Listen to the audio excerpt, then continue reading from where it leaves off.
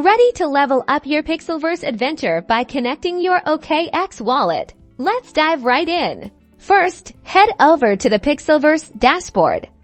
You will find the Connect Wallet button prominently displayed, usually on the top right corner, or sometimes within your profile settings. Clicking that button opens a window presenting you with several wallet options. Locate the OKX Wallet logo and give it a click.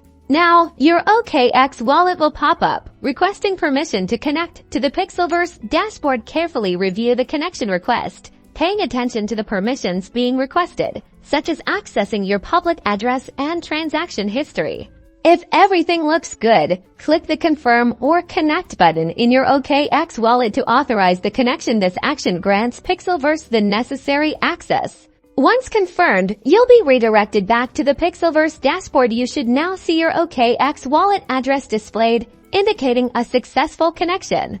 With your wallet securely linked, you can now seamlessly engage in cryptocurrency transactions within the PixelVerse ecosystem and enjoy streamlined data synchronization. Congratulations! You have successfully connected your OKX Wallet to PixelVerse. Now you can truly immerse yourself within the PixelVerse ecosystem. Don't forget to subscribe for more guides and tips.